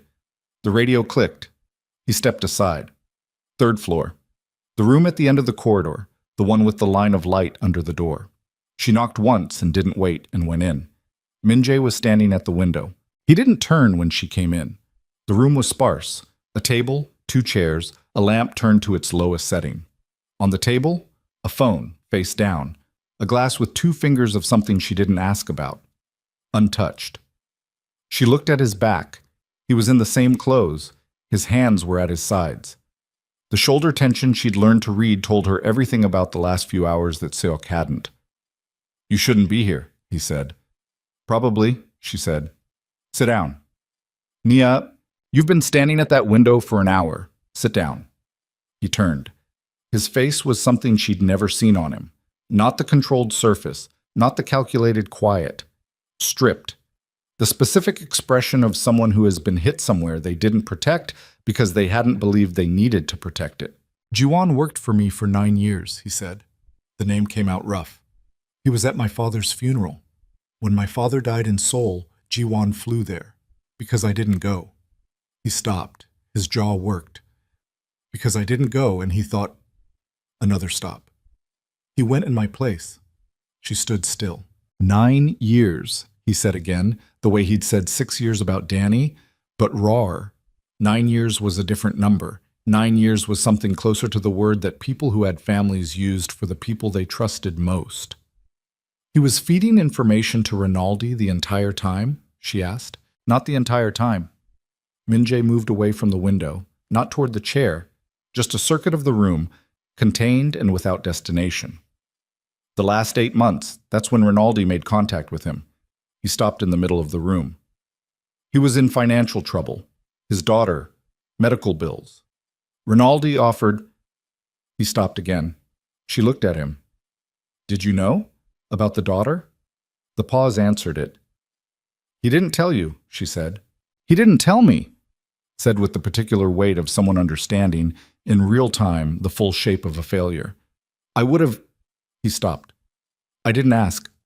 I don't—" He put his hand against the wall. "I don't ask about those things." She thought about the street market in Pilsen, the horchata, the things she'd told him over dinner that she'd never told anyone in their full form, the way he'd listened, the hard filtering for signal, the complete reception of what reached him. She thought about the thing underneath the armor, the damage that had never been correctly repaired, and she thought about 9 years of someone working beside that damage and never being asked what was going wrong in his own life. She crossed the room and sat in one of the chairs. "Sit down," she said. Quiet. Not a command this time. He looked at her. He sat in the other chair. The lamp threw a low circle of light between them. The building was quiet. Outside somewhere, Chicago continued its ordinary night, indifferent and enormous. "Jiwon knew where I was that night," he said. "He told Rinaldi's people. He told them the timing, the route." His hands were on the table, flat. "He put the knife in me by proxy." "Where is he now?" "Seok has him." "And Danny?" "We'll find Danny." She looked at his hands on the table. The knuckles were marked, recent, from the last few hours. She didn't ask. "Rinaldi is going to move fast," he said. "Now that we've found Jiwon, he knows his intelligence line is cut. He'll come directly." He looked at her. "He'll come for you directly. To use you before the line closes entirely." She held his gaze. "When?" "Could be tomorrow. Could be tonight." He checked something on his phone, looked back at her. "I need you somewhere safe. Not your apartment. Not anywhere you've been with me." He leaned forward slightly. "I need you to let me put you somewhere with proper protection until I can end this. Proper protection meaning your men." "Yes. And while your men are protecting me, you're going to go after Rinaldi." "Yes." She looked at the untouched glass on the table. She thought about Marcus at Aunt Denise's, probably not sleeping either, probably checking his phone every 20 minutes. She thought about the prescription confirmation, the refrigerator, the $50, the man in the street in the rain, all the things that had seemed separate and turned out to be one thing. "Okay," she said. He looked like she'd surprised him. "Okay," she said again. "But I need you to understand something first." She leaned forward in the chair, elbows on the table, closing the distance to a point where she was sure he heard every word clearly. "When this is over, when Rinaldi is handled, when it's done, I want my life back, my apartment, my job, my brother. I want to go back to $43 and a broken refrigerator and a bus I keep missing." She held his eyes. "I want the ordinary life back, whatever that costs." He was looking at hers with the expression she couldn't name and kept trying to. "I understand," he said. "Do you?" "Yes." She studied his face. He wasn't lying, but there was something in the answer that was slightly too clean, slightly too fast. The answer of a man who understood the words and was less certain about his ability to deliver them. She decided to take it anyway. She was reaching for her phone to call Marcus when the building's alarm system activated. Not a siren, a tone. A single low pulse that meant something to everyone in the building except her. Min-jae was on his feet before the pulse completed, one hand reaching back to the table for his phone, the other already at the door. "Stay here," he said. "What is—" The radio on the table crackled. Seok's voice compressed and fast. "2 vehicles on the south approach. They're not ours." Min-jae looked at her across the room. The lamp threw its low circle between them.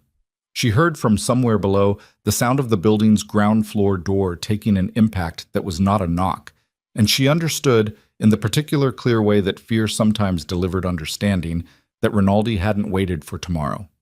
Rinaldi was here, and she was standing in the middle of a room with no exit except the corridor, and the corridor connected to the stairs, and the stairs connected to whatever was coming up. The first gunshot came from below, a single crack, flat and definitive, the sound of a decision being made in the language that Min-jae's world conducted most of its serious business. Then 2 more, close together, and then the specific silence that followed gunfire in an enclosed space.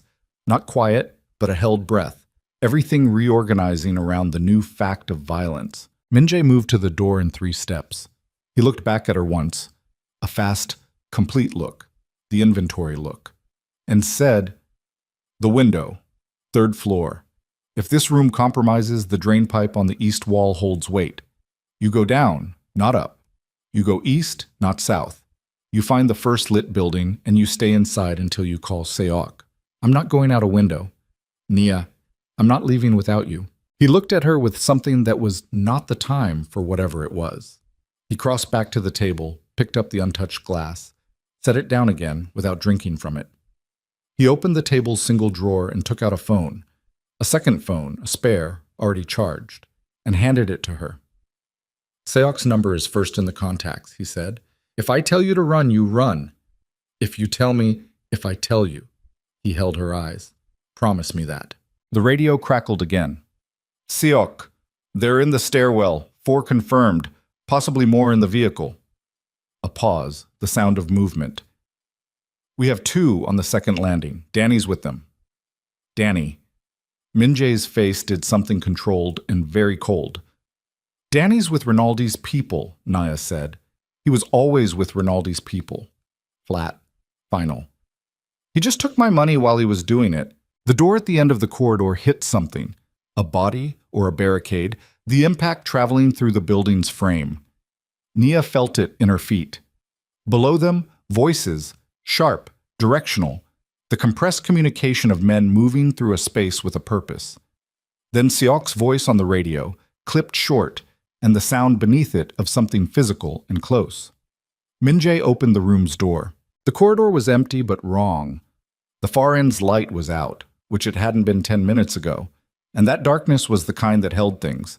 He moved into it, and she followed, staying 3 feet behind him the way she'd learned to stay 3 feet behind things that were moving with intent, close enough to matter, far enough to not become part of them. They were halfway down the corridor when the stairwell door opened.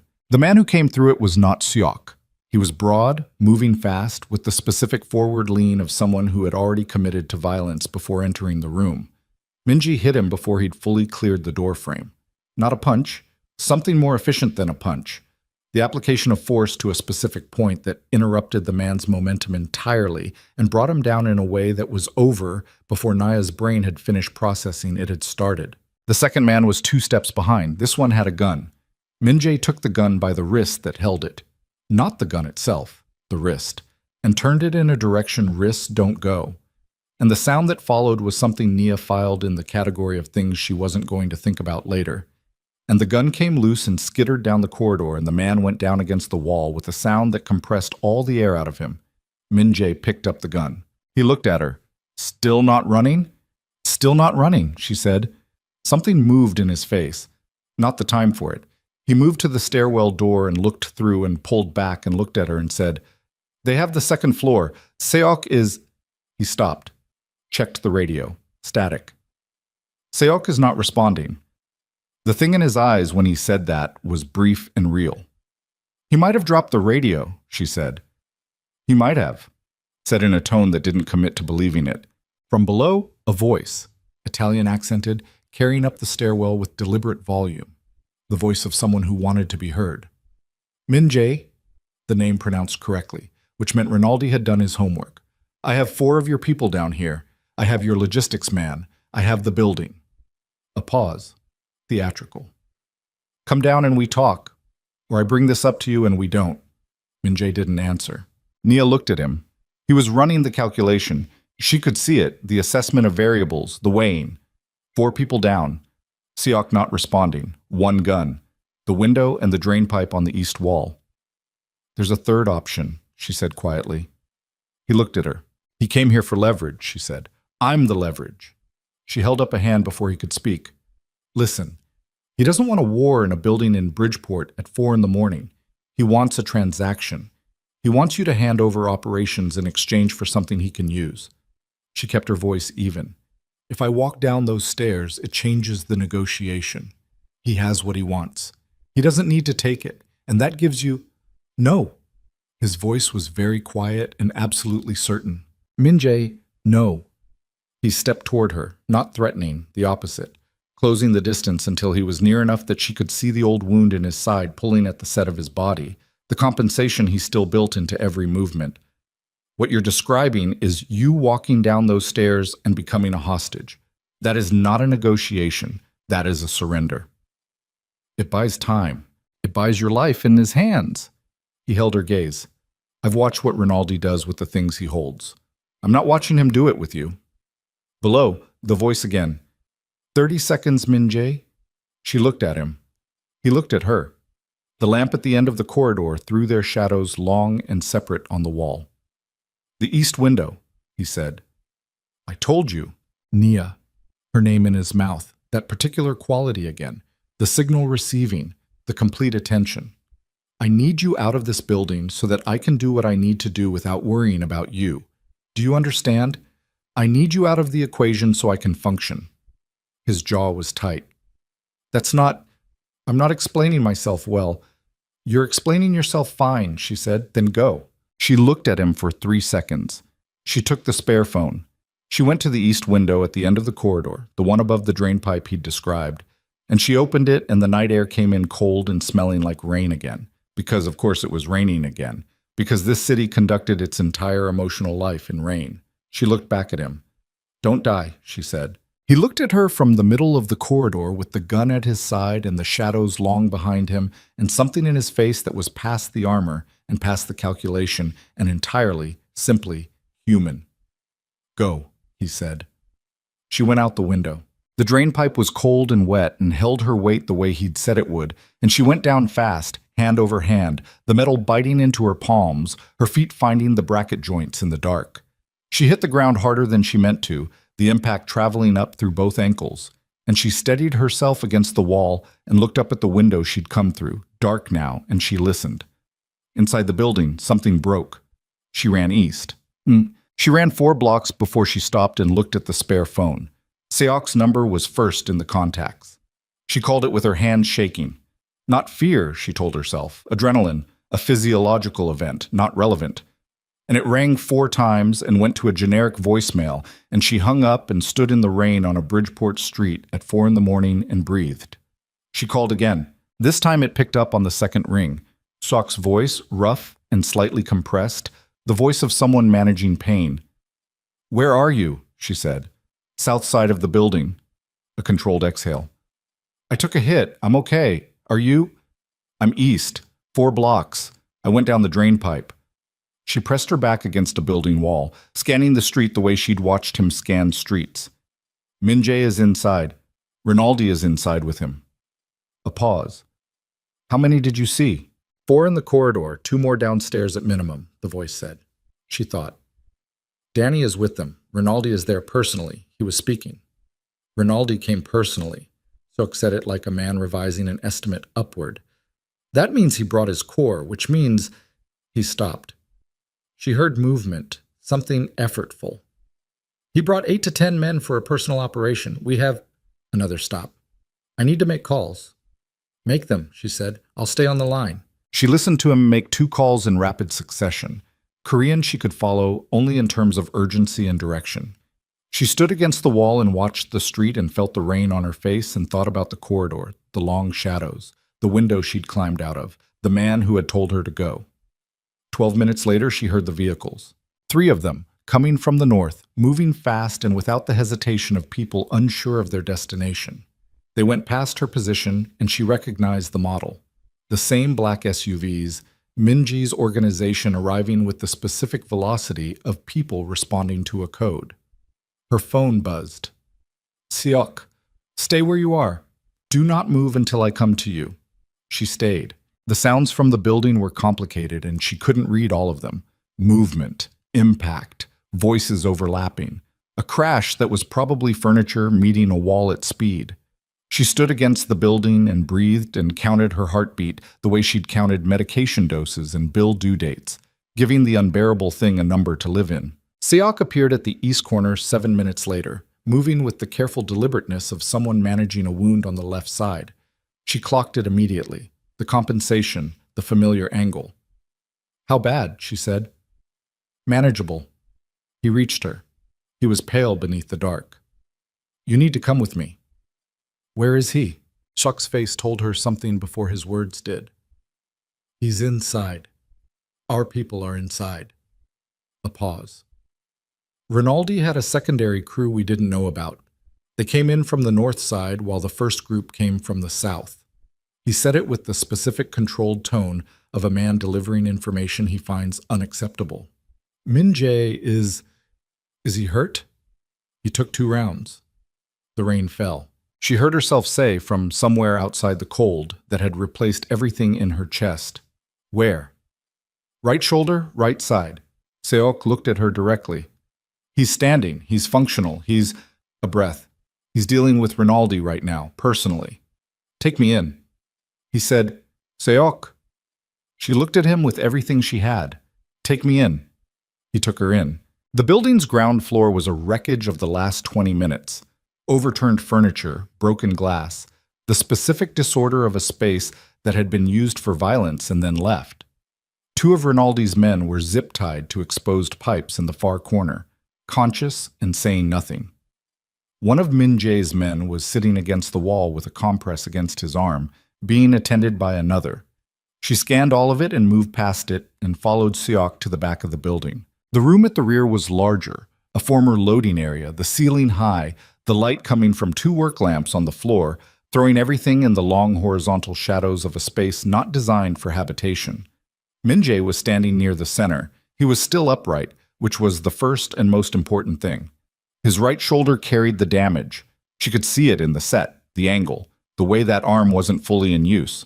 His shirt was dark at the shoulder and dark at the right side, and she put both of those places into a clinical category and held them there. Across from him, held by 2 of Min-jae's men, Victor Rinaldi. She had expected something that matched the weight of the name, the 14 months of conflict, the assassination attempt, the phone call, the raid. What she got was a man in his 50s, shorter than she'd imagined, with a broad face and the particular self-possession of someone who had spent decades in rooms where the power belonged to him. His suit jacket was torn. There was blood on his lip. His eyes moved to her when she entered, a fast, assessing sweep, and she saw him recalibrate something. There she is, he said. His voice was unhurried. The waitress. Don't. Min-jae's voice was very quiet. I'm just making an observation. Rinaldi looked at her with something between contempt and academic interest. You know what he is, what he's done. And you came back into this building tonight. That's not love, sweetheart. That's a condition. Victor. Min-jae said his name the same way he'd said hers in the corridor. The signal quality, the complete weight of attention. Look at me. Rinaldi looked at him. This ends tonight, Min-jae said. Yes, Rinaldi said easily. One way or another. Your people are down. Danny Cho is in custody. Jiwan gave us everything he gave you before the night was over, which means your intelligence operation inside my organization is finished. Min-jae took a step forward, and she could see what it cost him. A fraction of a second, a compression of breath, controlled into nothing. Your secondary crew failed. Your primary crew failed. You came personally because you thought personal presence would change the arithmetic. And? Rinaldi said. It didn't. Rinaldi looked at him for a moment. Then his eyes moved back to Nia. The self-possession shifted, not fear exactly, but the recalculation of a man who has been playing a particular game and is now processing that the board has changed. You're going to step back from the docks, Min-jae said. Western operations, north of the river. You're going to pull your people from 3 neighborhoods you've been moving into for the last 8 months. He said it without heat, without theater, just terms. In exchange, I don't pursue what happened in that alley. I don't pursue Jiwan's information. We go back to the boundary we had 2 years ago, and we stay there. Rinaldi looked at him. You're bleeding, he said. I'm aware. You've got 2 rounds in you, and you're offering me a deal. Rinaldi's mouth moved towards something that wasn't quite a smile. That's either very confident or very stupid. It's efficient, Min-jae said. I don't want a war that runs for 2 years through every court and every block in the city. I want this over. He paused. You want this over too. You came tonight because you thought the girl was your fastest exit. She's not. I'm your fastest exit. Say yes, walk out of this building, and we're done. Nia watched Rinaldi's face. She had stood across diner counters from enough difficult people who were hungry and angry and entitled and frightened, to read the geography of a face that was deciding something. She watched him do the arithmetic. The men zip-tied in the front room, the secondary crew that hadn't delivered. Danny Cho in custody, which meant a vulnerability he couldn't close. The 2 rounds in Min-jae's shoulder and side, which meant something, but the 30-plus people now visible in the building's perimeter through every window she could see, which meant more. The north boundary, Rinaldi said. Whack her to Fullerton. Whack her to Armitage. A pause. Fine. Say it clearly. Rinaldi's jaw worked. His eyes moved once more to Nia, and she met them, directly, without flinching, because she had been in difficult rooms before, and she was not going to give this man the satisfaction of looking away. And then he looked back at Min-jae. Whack her to Armitage, he said. Western operations north of the river are yours. We go back to the 2-year boundary. Good, Min-jae said. Rinaldi was released. He was walked to the door by 2 men, and he went without drama, which was the move of a man who knew when a position was untenable and had enough experience to abandon it cleanly. At the doorway he stopped and looked back once, not at Min-jae, at Nia, and the look was complicated, and she held it until he turned and was gone. The room let out a collective breath. Min-jae turned, and the turn brought the wound into visibility again. The right shoulder, the right side, the dark spreading. And Nia was already crossing the room before she'd decided to, her hands finding the angles, her voice coming out in the flat clinical register she'd learned at her mother's bedside and never lost. Sit down, she said. Right now. Sit down before you fall down. I'm not going to fall. You're losing blood and you're still running on adrenaline, and in about 4 minutes your body is going to remember both of those things simultaneously. She found a work table behind him and pressed him back toward it. Sit. He sat on the edge of the table. She started with the shoulder, pulling the shirt back, reading the wound with her hands in the inadequate light of the work lamps, talking to Seok over her shoulder about what she needed and what the nearest hospital situation was, and whether the doctor they'd mentioned in her kitchen on the first night was accessible at 5 in the morning. Min-jae watched her work. She could feel his eyes on her the way she'd been able to feel them since the corridor. The complete attention, the signal receiving, the particular quality of someone who did not look at things superficially and was not looking at her superficially now. The deal you made, she said, working. Rinaldi will hold it? For a while. His voice was slightly compressed, the adrenaline starting to ebb. Long enough? Long enough for what? Long enough for it not to matter. She looked up at him. He was looking at her with the expression she'd stopped trying to name and started simply allowing. The one that lived past the armor, past the calculation, in the place where the 16-year-old boy had built an empire because there was nothing else to build with. You said you wanted your ordinary life back, he said. I did. The apartment, the job, the $43. Yes. He was quiet for a moment. The work lamp threw his shadow against the loading room wall, long and slightly crooked from the wounds, the shape of a man who had been doing this for a very long time and was carrying all of it in the set of his shoulders. What if I told you, he said slowly, that I don't know how to give that back to you without also... He stopped. His jaw tightened, the compression of a man choosing words with the care of someone who rarely used them this way, without also asking for something I have no right to ask for. She held the gauze against his shoulder and looked at him. The rain hit the loading room's single high window in a steady line. Then tell me, she said, what you're asking. He opened his mouth. The door at the far end of the room opened, and Seok came through it with his phone extended, his face doing the thing it did when information had arrived that required immediate processing. And he said, Danny Cho is gone. He got out of the vehicle. Seok looked at the phone. He's contacted Rinaldi. A pause that lasted 1 second too long. They're moving on the shipping terminal. They have people already there. He looked at Min-jae. And they grabbed someone on the way out. Min-jae straightened off the table. Grabbed who? He said. Seok looked at Nia. The cold came back. Not the adrenaline cold, the real cold, the one that started in the center of the chest and moved outward. Marcus, Seok said. They have her brother. The gauze fell from her hands. Min-jae was already off the table, already moving, and Nia was right beside him with both of her hands empty and everything in her that had been managing and containing and keeping itself level for the last 26 years, suddenly stripped down to a single frequency, a single fact, a single name. Marcus. And the door hit the wall as they went through it, and the rain outside was falling in sheets off Lake Michigan, and somewhere across the city, her 19-year-old brother was in the hands of people who had used his name as a message, and she was running, and Min-jae was running beside her, and neither of them. The shipping terminal sat at the edge of the lake like something the city had forgotten it owned. 3 warehouse blocks, a network of loading docks extending over black water, container cranes standing motionless against the pre-dawn sky like the skeletons of enormous birds. No commercial traffic at this hour. No lights except the security floods mounted high on the crane arms, throwing pale circles down onto wet concrete, leaving everything between the circles in darkness. The rain came off Lake Michigan horizontal and cold, the kind that didn't fall so much as drive itself into whatever was in its path. And the path tonight included Nia Holloway standing at the terminal's south fence, looking at the building where her brother was being held and calculating the distance with the same part of her brain she used to calculate whether she could make rent. She counted 3 entry points visible from the fence line. She counted 4 guards she could see and assumed twice that number she couldn't. She had no weapon, no plan, and no functional reason to be here except that Marcus was inside and she was outside, and the distance between those 2 facts was intolerable. Min-jae was beside her. His shoulder had been field-wrapped in the vehicle.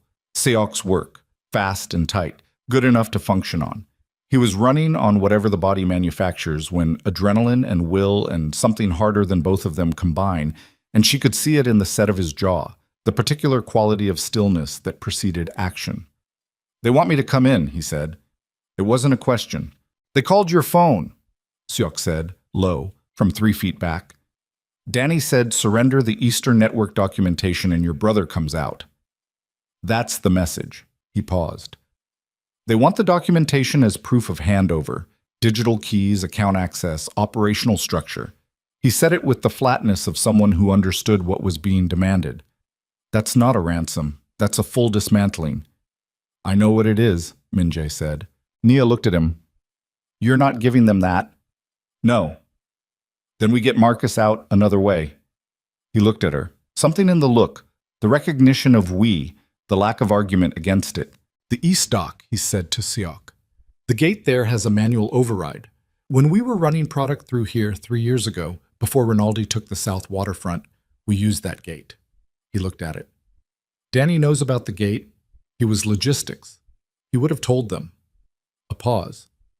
But he doesn't know about the maintenance access below the second warehouse. It's been closed for 18 months. It's not on any operational map. How do you get into it? Nia said. Below the first dock platform. There's a service ladder on the lakeside. It goes under the dock floor and connects to the second warehouse's foundation level. He said it from memory, the way he carried most things, not as recalled information, but as something absorbed into the body. From there, a floor access panel brings you up inside. And Marcus is in the second warehouse? That's where they always held people. Said without inflection, the information of a man who had used this place for things he was no longer going to use it for. How many inside? Seok said. Danny's people, Rinaldi's core, whoever they pulled on the way here. Min-jae looked at the terminal. 12 to 15. Seok pulled out his phone, made 2 calls, came back. We have 8 people 30 seconds out. Another 6 coming from the north side of the terminal. Not enough for a full breach, Min-jae said. Not with the waterfront geometry. He looked at the fence. We go in under the dock first. Get Marcus out before they know we're inside. Once he's clear, the rest of it... He stopped. The rest of it you handle, Naya said. Yes. I'm going in with you. Nia, he doesn't know you. She said it without heat, factual. If Marcus wakes up in a strange place, and the first person he sees is a man he's never met, he's going to fight. You'll lose time managing that. She held Min-jae's eyes. He knows me. I go in, I get him moving, and we're out in half the time. The argument was right, and he knew it was right. She watched him process it and arrive at the same place. You stay behind me, he said. As long as you keep moving forward, she said. They went over the fence at the south corner where the light was weakest. Min-jae first, favoring the left side, the wrapped shoulder held close. Seok went over and stayed at the fence line to coordinate the arriving vehicles. She went over last and dropped into wet gravel, and they were moving immediately, staying in the dark bands between the security floods, moving toward the lakeside of the first dock. The service ladder was where he said it would be. It went down below dock level into a space that smelled of salt water and treated wood, and the particular mineral cold of enclosed water spaces. The lake moved under the dock planking with a low, constant sound, irregular and patient. She followed Min-jae's shape in near-total darkness, one hand on the crossbeam to her left, feet finding the catwalk by feel, the metal ice cold through the soles of her shoes. He found the foundation passage. She heard him before she saw anything. A specific scrape of metal, a long breath, and then a faint gray rectangle above them where the floor panel had lifted. He went up first. She counted 10 seconds. Then his hand came back down through the opening and she took it, and he pulled her up into the warehouse's lower level. The space was large and unlit and full of the stored equipment of an inactive terminal, containers, machinery under tarps, the stacked geometry of cargo management. The ceiling was high enough to lose. The sounds from above were muffled but present.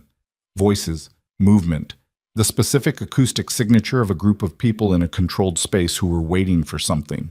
She heard Marcus before she saw him. She heard him because Marcus, when frightened and performing not frightened, talked. He had always done this. A constant low-level commentary directed at whatever was around him, the verbal management of a body that needed to keep moving even when it couldn't. She heard his voice through the floor above, not the words, just the cadence, and it loosened something in her chest that had been locked since Seok said his name in that loading room. Min-jae touched her arm, pointed to a floor access panel 10 meters ahead, brighter at the seams. The room above was lit. They moved to it. He went to the side of it and put his ear close and listened and held up 4 fingers, 4 people in the room. Then he looked at her, and the look said, "Ready?" And she gave him one nod, which she meant completely. He opened the panels from below, fast, and came up through the floor of the room like a consequence arriving. And the chaos that followed was not something she watched in sequence, but in pieces. A shout, the impact of bodies, a chair going over, Min-jae moving through the 4 men with the absolute economy of someone who could not afford to spend anything he didn't have. 2 down before she was through the floor panel. Third took longer, and she saw Min-jae's shoulder absorb a hit against a container wall and heard the sound he didn't make at the cost of what it took not to make it. Fourth was the one that mattered, the one standing over Marcus. Marcus was zip-tied to a chair. He was alive, unmarked, his eyes wide and tracking everything with the cornered animal awareness of someone who had been frightened for 2 hours and was managing it by cataloging every detail. He saw Min-jae. He saw the violence. His eyes found Nia as she came through the panel, and he said, "I knew you'd..." "Later," she said. She was at his wrists. The zip ties needed cutting. She looked at Min-jae, who was already extending a blade, handle first, without being asked, and she cut Marcus free, and he stood up fast with the stiffness of someone who'd been in one position for hours and didn't have time to feel it. "Can you run?" she said. "Yes." "Good. You go back the way we came. Under the dock, up the south ladder, over the fence. Seok is at the fence. You go to him." She held his face in her hands for 1 second, both hands, his face, the way she used to when he was 7 and frightened and needed an anchor. "Go." He looked at Min Jae. Something passed between them. The fast mutual assessment of two people connected by the same woman, neither of them having language for it yet. Then Marcus went. She listened to him go through the panel, and she let out one long breath and turned around. Min Jae was at the room's far door, listening. His shoulder was bleeding through the field wrap now, a dark spread visible through the fabric. He looked back at her.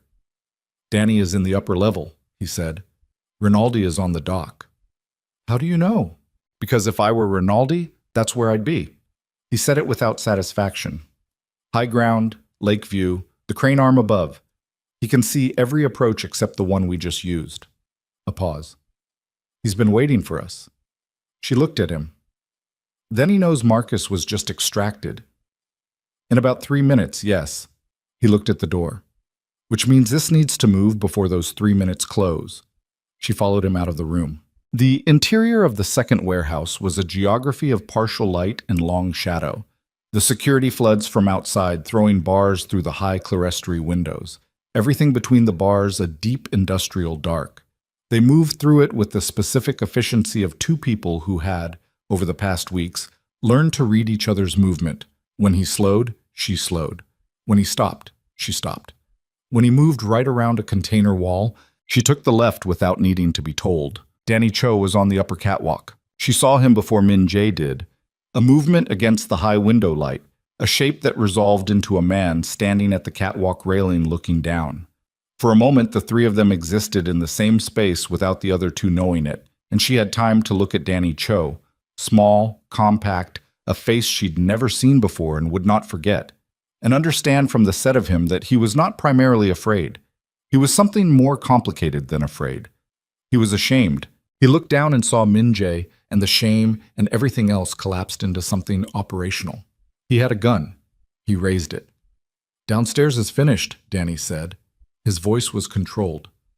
"Rinaldi's people at the dock, the ones you haven't gotten to yet, they know you're in here." "Then we don't have much time," Min Jae said.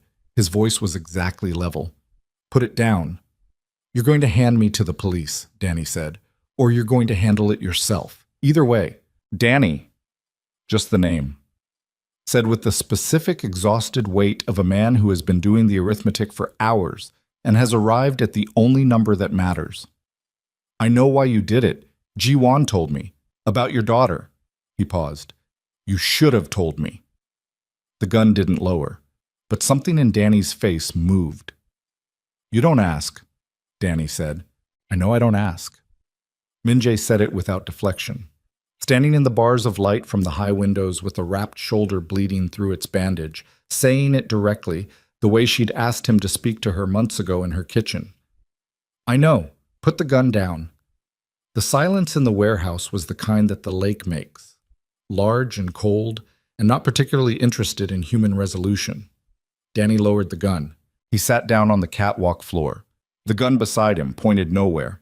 He sat with his elbows on his knees and his hands loose, and he looked at the man below him and said nothing more, because there was nothing more that had any value. And Min Jae said nothing more either, just looked up at him with the expression of someone filing the full weight of a thing in the place where it would be carried. Two of Min Jae's men came through the east access and took Danny quietly and let him out, and Danny went without resistance, which was its own kind of statement. Min Jae turned toward the dock door. She put her hand on his arm. "Your shoulder." "After." "Min Jae, after," he said again, and looked at her. And the look was not negotiable, and she recognized the quality of it because she had used it herself in different kitchens at different hours when the thing that needed to be done was not the thing that was comfortable. She let go. They went out onto the dock. The rain had reached the stage where it was more atmosphere than weather, not falling so much as present, the lake and the sky having merged into one gray continuous fact. The dock platform extended over the black water for 30 meters, container cranes rising on either side, the crane arms silhouetted against the pre-dawn gray. The security floods from above threw the dock into hard light and shadow, no middle register. Victor Rinaldi was standing at the dock's edge. He had two men behind him. He had the lake at his back. He had the look of a man who had decided something before they came through the door and was not going to be talked back from it. "Your brother's out," he said when he saw Nia. "Not to Minjae, to her. I saw the south fence camera. Good. That was never the point." He looked at Minjae. "The point was always this." "You had a deal 20 minutes ago," Minjae said. Danny changed the terms. Rinaldi's voice was steady. The rain moved through the security light around him. "Danny moving on Marcus without authorization. That was his decision, not mine." He said it with the specific, careful tone of a man distancing himself from a subordinate's error. "But it brings us here, which is where we were always going to end up. Victor, you've been taking pieces of this city for 15 years. Rinaldi took a step toward the center of the dock. The docks, the North Manufacturing Corridor, the financial laundering structure through your hospitality group, piece by piece. He stopped. "I've been doing the same. We both know how this math works. One of us ends up with the city. We both know that." He looked at Nia. "Did you tell her that? While you were having dinner in Pilsen, did you explain the math to her?" She looked at Minjae. He was looking at Rinaldi. His jaw was tight. "You could walk away from this," Minjae said. "I told you that already." "With Wacker to Armitage?" Rinaldi said. "Diminished and monitored and waiting for you to take the next piece the following month?" He shook his head. "No." "Then what do you want?" "I want what I've always wanted." Rinaldi looked at the two men behind him, a brief eye movement, and something passed in it that Nia read before she understood it. And she moved fast toward Minjae's left side, and the shot that came from the crane arm above hit the dock planking where Minjae had been standing and not where he was standing, because she had moved him by half a step, and the half step was the difference. And she heard the sound of the shot and felt the impact in the dock under her feet, and they were both moving before the echo completed. Minjae went right. She went left. The second shot came and hit a crane strut, and sparks went wide over the water. Rinaldi's two men were moving, and Minjae was in them before they'd closed their distance, and she was behind a container base with the dock planking shaking under her, and her heart doing the things she'd told Marcus about, the things she'd told him when he was 15 and panicking. Count it, give it a number. Let it be a number instead of a feeling. And she counted it, 5 beats, 6, 7, and she looked around the container edge. The shooter on the crane arm, Siok's voice in her earpiece, the small radio Minjae had put there before they crossed the fence, said, "Crane arm is handled. You have Rinaldi and one standing." She looked out. Minjae and Rinaldi. The one standing man was down. She didn't know how. Minjae was between her and Rinaldi on the dock's center line, both of them breathing hard, the rain between them. Rinaldi had a gun. Minjae didn't, or not in his hand, and they were close enough to the dock's edge that the lake was a presence, not a backdrop. "This is how it ends," Rinaldi said. He was breathing hard too. The gun was raised. His hand was steady. 14 months and it ends on a dock in the rain. "Put it down," Minjae said. "You know I'm not going to do that." "I know you're thinking about whether I'm fast enough to close this distance before you can fire," Minjae said. "And the answer is that you're not sure, which means you're not sure about what happens in the next 5 seconds. He took one step forward, which means we both have 5 seconds to decide whether this is where it has to end." Rinaldi looked at him. The gun didn't waver. The lake moved behind them, enormous and indifferent, the pre-dawn light beginning to separate the water from the sky. "I'm not walking away diminished," Rinaldi said. "You're not walking away dead either," Minjae said. "Those are the options. There's a third." "No," Minjae said. "There isn't." Rinaldi looked at this gun in his hand. He looked at the man across from him. He looked at the dock under his feet, the water below, the cranes above, the city beginning to define itself against the eastern sky. The earliest fraction of light, gray and reluctant. Chicago reassembling itself out of the dark the way it did every morning, regardless of what had happened in the night. He lowered the gun. He set it on the dock planking. He took 2 steps back, away from it. He looked at Min Jae with the expression of a man who had been many things and was now being something new and didn't have a name for it yet. "Whack her to Armitage," he said quietly. "Whack her to Armitage," Min Jae said. Rinaldi turned and walked to the dock's east end, where 2 of his remaining people were waiting, and he went with them. And that was the last time Nia Holloway ever saw Victor Rinaldi in person. She came out from behind the container. Min Jae was still standing at the dock's center line. He was facing the lake. She came to stand beside him, and they stood there together in the rain with the city beginning to reassemble itself behind them and the lake doing what the lake did. The vast, patient movement of water that had been here before all of it and would be here after. He was very pale. "You need a hospital," she said. "I know. Not in 4 hours. Now." "I know." He was looking at the water. "Nia. Min Jae." "Let me say this before the doctor sedates me and I lose the moment." He still wasn't looking at her.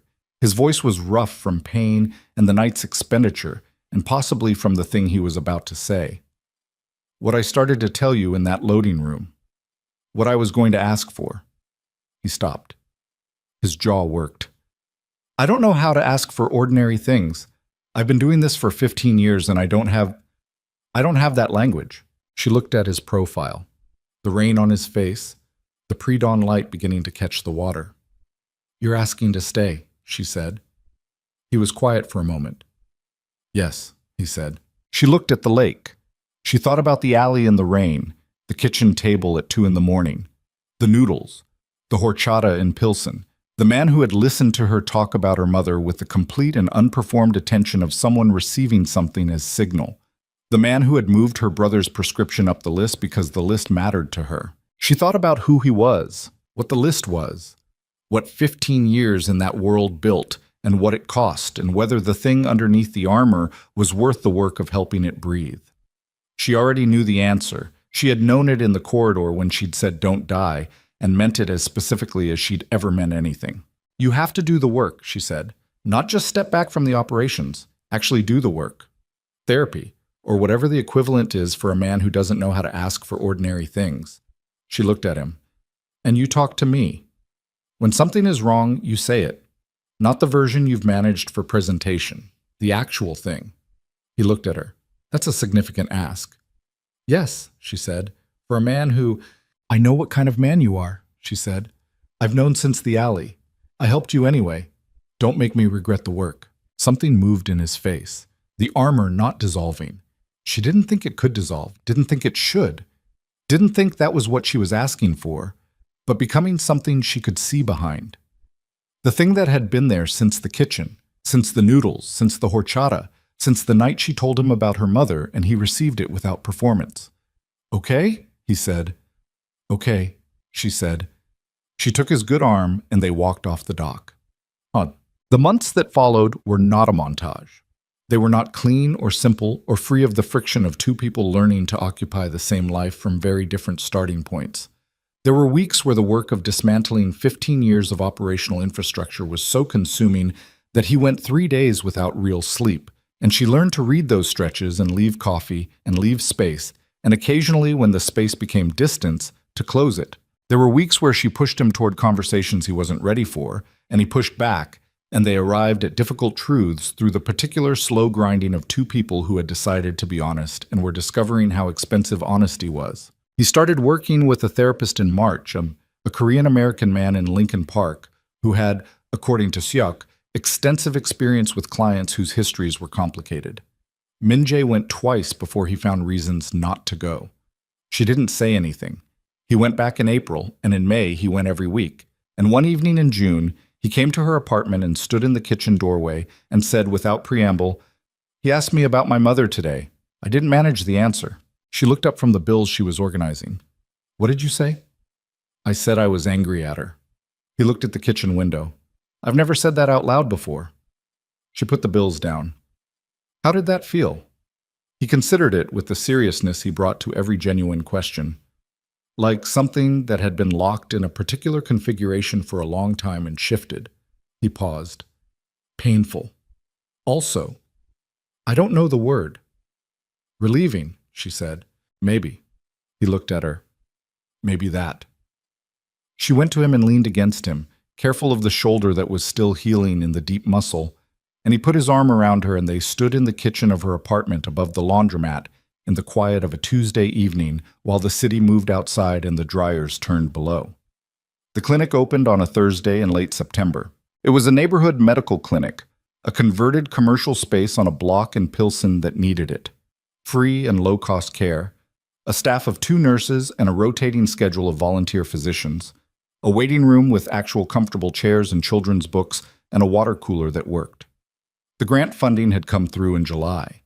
The space had been renovated in August. Nia had spent 6 months building the operational structure and the community outreach and the insurance navigation system, all of which was different from waitressing in the specifics and identical in the underlying skill set of managing limited resources against genuine need.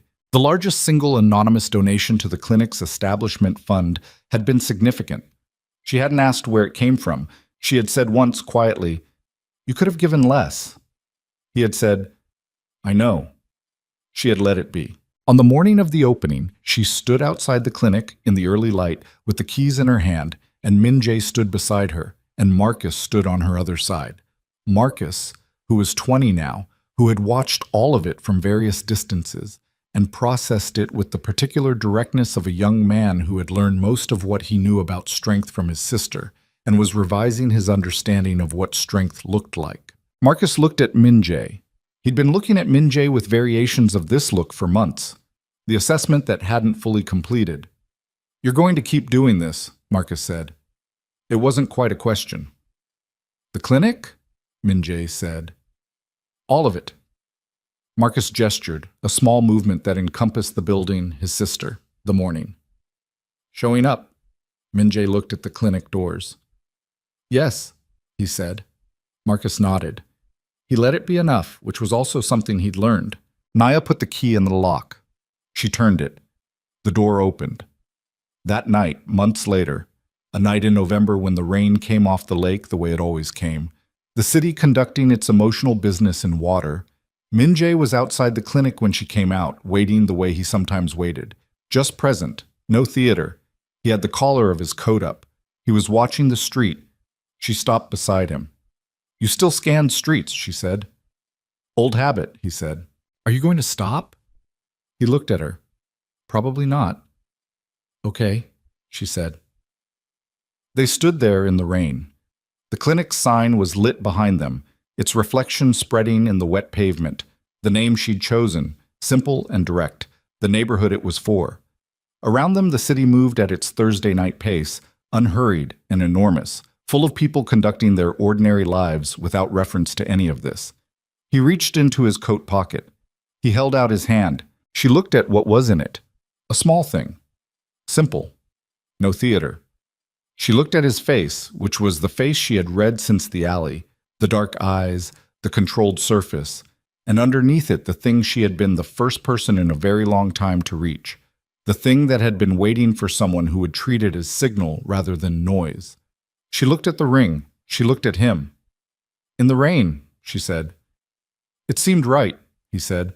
She thought about the alley, the noodles, the horchata, the dock, the months of difficult, honest work and the Tuesday evenings in the kitchen, and the things said out loud for the first time that released what had been locked in a particular configuration for years. She thought about $43. She thought about her mother. She thought about keeping things together through sheer insistence, year after year, and what it felt like to be standing in the rain outside something she had built, beside someone who had chosen to stay and done the work of deserving the choice. She held out her hand. He put the ring on it. The rain fell on both of them equally, the way it fell on everything in this city. The clinic sign, the wet pavement, the ordinary Thursday night of 1,000 people living their lives a block in every direction. Chicago moved around them without ceremony, which was the only ceremony that city had ever known how to offer. She took his hand. They walked home in the rain, not surviving, living,